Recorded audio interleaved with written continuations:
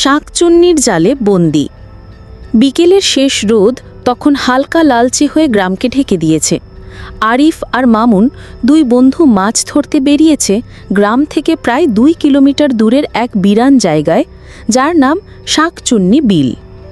লোকমুখে শোনা যায় বহু বছর আগে এক শাঁকচুন্নি এখানে নিজের জাল ফেলেছিল, নাকি গভীর রাতে যে মাছ ধরতে যেত সে আর ফেরেনি। কিন্তু মাছের প্রাচুর্য ও বড় আকারের জন্য গ্রামের বুড়ো জেলেরা এখনও গোপনে আসে। বিলে পৌঁছে তারা দেখে চারপাশে অদ্ভুত নীরবতা, কাক পাখির ডাক নেই, শুধু বাতাসে পানির কচুরিপানার দুলনি। মামুন হাসতে হাসতে বলল, ভাই, এসব গল্প বুড়োরা বানায় ভয় দেখানোর জন্য, দেখবি আজ বড়সড় মাছ ধরি। কিন্তু আরিফ লক্ষ্য করল পানি যেন অকারণে ধীরে ধীরে ঘূর্ণি খাচ্ছে, অথচ বাতাস নেই।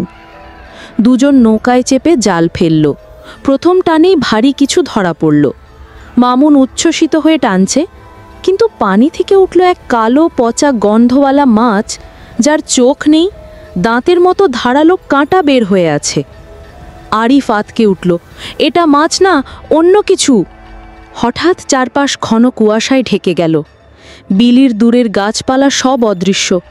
কুয়াশার ভিতর দিয়ে শোনা গেল মৃদু নারীকণ্ঠের হাসি, মিষ্টি কিন্তু শীতল। মামুন জাল তুলতে গিয়ে থমকে গেল, কারণ জালে আটকে আছে লম্বা কালো চুল। পানির উপরে ভেসে উঠল সাদা শাড়ি পরা এক নারী, যার মুখ ঢাকা চুলে, কিন্তু চোখ জ্বলজ্বল করছে আগুনের মতো লাল। তার গলা থেকে বেরোচ্ছে ফিসফিস শব্দ, আমার মাছ কে নিল? হঠাৎ নৌকা নিজে থেকেই মাছ বিলে টেনে নিয়ে যাচ্ছে। পানি ঠান্ডা হয়ে বরফের মতো জমে যাচ্ছে। আরিফ সাহস করে বৈঠা চালাতে লাগলো, কিন্তু নৌকার তলা থেকে কিছু টানছে নিচের দিকে। মামুন চিৎকার করে উঠে গেল পানির ভিতর, তার পা কেউ শক্ত করে ধরে আছে। পানির নিচে মামুন দেখতে পেল অজস্র ফ্যাকাশে মুখ, ডুবে যাওয়া মানুষের আত্মা, যারা শাঁকচুন্নির শিকার হয়েছিল। আরিফ মামুনকে টানতে চেষ্টা করলেও পানির ওপরে শুধু লাল রং ছড়িয়ে গেল। শাঁকচুন্নি ধীরে ধীরে আরিফের দিকে এগিয়ে এলো। তার মুখ থেকে বেরোচ্ছে পচা মাছের গন্ধ আর ঠান্ডা নিঃশ্বাস। আরিফ শেষ শক্তি দিয়ে নৌকা তীরে ঠেলে দিল, কিন্তু শাঁকচুন্নির হাত তার কাঁধে ছুঁইতেই চারপাশ অন্ধকার হয়ে গেল। পরদিন সকালে গ্রামবাসী বিলের ধারে নৌকাটি পেল খালি, শুধু তলায় কিছু কালো চুল আর লাল দাগ শুকিয়ে গিয়েছে। এখনও রাতে শাঁকচুন্নি বিলে মাছ ধরতে গেলে দূরে দূরে শোনা যায় সেই নারী কণ্ঠের হাসি আর পানির ঘূর্ণি। লোকেরা বলে, যারা তার বিল থেকে মাছ নিতে আসে তারা শেষমেশ শাঁকচুন্নির জালে বন্দি হয়ে যায়। শাঁকচুন্নির জালে বন্দি। বিকেলের শেষ রোদ তখন হালকা লালচে হয়ে গ্রামকে ঢেকে দিয়েছে। আরিফ আর মামুন দুই বন্ধু মাছ ধরতে বেরিয়েছে গ্রাম থেকে প্রায় 2 কিলোমিটার দূরের এক বিরান জায়গায়, যার নাম শাঁকচুন্নি বিল। লোকমুখে শোনা যায় বহু বছর আগে এক শাঁকচুন্নি এখানে নিজের জাল ফেলেছিল, নাকি গভীর রাতে যে মাছ ধরতে যেত সে আর ফেরেনি। কিন্তু মাছের প্রাচুর্য ও বড় আকারের জন্য গ্রামের বুড়ো জেলেরা এখনও গোপনে আসে। বিলে পৌঁছে তারা দেখে চারপাশে অদ্ভুত নীরবতা, কাক পাখির ডাক নেই, শুধু বাতাসে পানির কচুরিপানার দুলনি। মামুন হাসতে হাসতে বলল, ভাই, এসব গল্প বুড়োরা বানায় ভয় দেখানোর জন্য, দেখবি আজ বড়সড় মাছ ধরি। কিন্তু আরিফ লক্ষ্য করল পানি যেন অকারণে ধীরে ধীরে ঘূর্ণি খাচ্ছে, অথচ বাতাস নেই। দুজন নৌকায় চেপে জাল ফেলল। প্রথম টানেই ভারী কিছু ধরা পড়ল। মামুন উচ্ছ্বসিত হয়ে টানছে, কিন্তু পানি থেকে উঠল এক কালো পচা গন্ধওয়ালা মাছ, যার চোখ নেই, দাঁতের মতো ধারালো কাঁটা বের হয়ে আছে। আরিফ আতকে উঠল, এটা মাছ না, অন্য কিছু। হঠাৎ চারপাশ ঘন কুয়াশায় ঢেকে গেল।